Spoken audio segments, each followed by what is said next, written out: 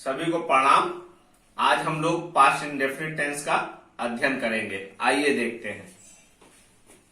देखिए, इस टेंस की पहचान, पास्ट इंडेफिनिट टेंस की पहचान, इस टेंस के हिंदी वाक्यों के अंत में ता था, ती थी, ते थे, सका, सकी, सके या आ, ई, ए शब्द की ध्वनि आती है। जैसे गया, आ की ध्वनि, मिली, ई की ध्वनि, बैठे, ए की ध्वनि। इन शब्दों की ध्वनि आएगी लास्ट में और या फिर ये शब्द आएंगे लास्ट में। ठीक, अब देखिए रूल्स ऑफ ट्रांसलेशन, अनुवाद के नियम। सबसे पहले अफर्मेटिव सेंटेंस। अफर्मेटिव सेंटेंस में क्या करते हैं? क्रिया की दूसरी अवस्था लगाते हैं, चाहे कर्ता एक वचन हो चाहे बहुवचन हो, कोई भी कर्ता होगा सबके साथ क्रिया की दूसरी अवस्था लगाएंगे। जैसे उन्होंने मुझे फल दिए, दे गेव मी फ्रूट्स। अब गिव की दूसरी अवस्था गेव, तो दे गेव मी फ्रूट्स, यानी क्रिया की दूसरी अवस्था। अब दूसरा सेंटेंस देखिए, वह फुटबॉल खेलता था, ही प्लेड फुटबॉल। प्ले की दूसरी अवस्था प्लेड, यानी कोई भी एक वचन हो बहुवचन हो सबके साथ में क्रिया की दूसरी अवस्था लगाते हैं अफर्मेटिव सेंटेंस में, पास्ट इंडेफिनिट टेंस के। अब देखिए निगेटिव में, निगेटिव भी बहुत सिंपल है। डिड नॉट और क्रिया की पहली अवस्था, कर्ता कोई भी हो, एक वचन हो चाहे बहुवचन हो, सभी के साथ डिड नॉट और क्रिया की पहली अवस्था। जैसे चोर ने सोना नहीं चुराया, the thief did not steel gold. अब देखिए यहां डिड लगा और क्रिया की पहली अवस्था, क्रिया की डिड लगा और क्रिया की पहली अवस्था लगा। दूसरा देखिए, वह स्कूल नहीं जाता था, he did not go to school. He did not go पहली अवस्था, यानी निगेटिव सेंटेंस में डिड नॉट के साथ में क्रिया की पहली अवस्था लगाते हैं, करता चाहे जो हो। तीसरा देखिए इंट्रोगेटिव सेंटेंस। इंट्रोगेटिव सेंटेंस में क्या है?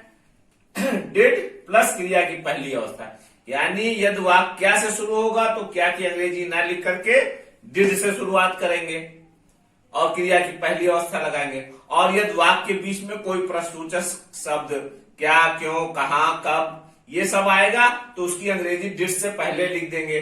जैसे क्या वह भोजन पकाती थी। अब देखिए क्या से शुरू हुआ, क्या की अंग्रेजी नहीं लिखेंगे। Did she cook the food, क्रिया की पहली अवस्था, did she cook the food. दूसरा देखिए, तुम लखनऊ कब गए। अब देखिए यहां वाक्य के बीच में प्रश्नसूचक शब्द आया, अब इसकी अंग्रेजी डिड से पहले लिख देंगे। When did you go to Lucknow, क्रिया की पहली अवस्था, यानी डिड लगेगा तो क्रिया की पहली अवस्था लगेगी। अगला देखते हैं interrogative negative sentence. Interrogative negative sentence के सारे नियम वही होते हैं जो इंट्रोगेटिव सेंटेंस के होते हैं, खाली कर्ता के बाद में नॉट लग जाता है। ठीक, देखिए क्या तुमने इस वर्ष परीक्षा नहीं दी। अब डिड यू नॉट, ये कर्ता के बाद में नॉट लग गया। Did you not appear the examination this year, कर्ता के बाद में नॉट लगा देते हैं। क्या से शुरू हुआ इसलिए डिड से सेंटेंस को शुरू किया गया। वही इंट्रोगेटिव का नियम, खाली इसमें चूंकि निगेटिव भी है इसलिए कर्ता के बाद नॉट लगा देते हैं। तुम दिल्ली क्यों नहीं गए। अब देखिए इसमें वाक्य के बीच में आया क्यों, तो इसलिए इसकी अंग्रेजी पहले लिख देंगे। Why did you not go to Delhi. अब देखिए कर्ता के बाद में नॉट लग गया और डिड से पहले प्रश्नसूचक शब्द की अंग्रेजी लग गई। ठीक, क्लियर। आगे देखते हैं। तो ये थे चारों प्रकार के सेंटेंस, अफर्मेटिव, निगेटिव, इंट्रोगेटिव और इंट्रोगेटिव निगेटिव। इसके अलावा इस टेंस में कुछ विशेष प्रकार के भी वाक्य आते हैं, जैसे कि यहाँ पे पहचान में लिखा हुआ है। देखिए सका, सकी, सके, तो उनके लिए अलग नियम है। वाक्य के अंत में सका, सकी, सके आया है तो उनके लिए अलग नियम है। जैसे सका, सकी, सके आया तो कुड के साथ में क्रिया की पहली अवस्था लगाते हैं। अब यहाँ पे ना तो डिड लगेगा ना क्रिया की दूसरी अवस्था लगेगी, बल्कि कुड के साथ में क्रिया की पहली अवस्था लगेगी।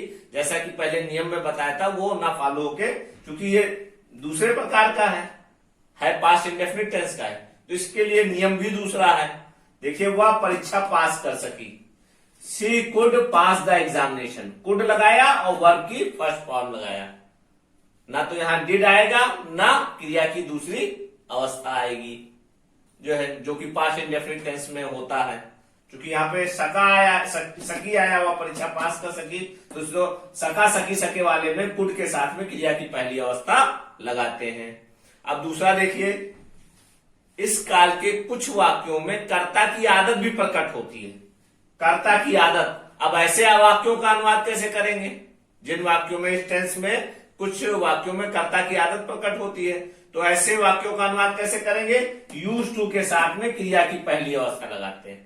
जैसे हम रोज सुबह टहला करते थे, we use to walk daily morning. अब देखिए यहाँ पे यूज टू लगा, वर्ब की फर्स्ट फॉर्म लगी, क्रिया की पहली अवस्था। हम रोज सुबह टहलते थे, तब ना लगता, तो वो आदत ना होती। हम रोज सुबह टहलते थे, तो पास्ट इंडेफिनिट टेंस के जो अफर्मेटिव का नियम है, यानी क्रिया की दूसरी अवस्था खाली लगा देते, यानी वी वॉक डेली मॉर्निंग हो जाता। अब देखिए दूसरा, देखिए हम प्रतिदिन ईश्वर से प्रार्थना किया करते थे। अब इसमें भी आदत प्रकट हो रही, किया करते थे, तो we use to pray to God every day. अगर यही वाक्य इस प्रकार से होता, हम प्रतिदिन ईश्वर से प्रार्थना करते थे, तब पास्ट इंडेफिनिट के अफर्मेटिव का नियम लगता। तब यहाँ पे यूज टू ना लगता, क्रिया की पहली अवस्था ना लगती, तब क्या लगता? We prayed to God every day. लेकिन किया करते थे, टहला करते थे, इसमें कर्ता की आदत प्रकट हो गई, इसलिए यूज टू के साथ में क्रिया की पहली अवस्था लगाई गई। तीसरा जो इसमें आता है, जैसे इस प्रकार का वाक्य में तो था आए, जैसे राम जाता तो था।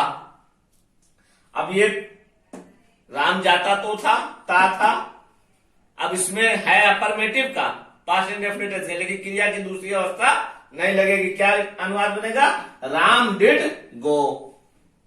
आई थिंक आपको सारे चारों प्रकार के वाक्य और ये स्पेशल सेंटेंस जो है, सेंटेंस, ये भी क्लियर हो गए होंगे। अगले वीडियो में हम आगे की अध्ययन करेंगे। तब तक के लिए आप सभी को मेरा नमन।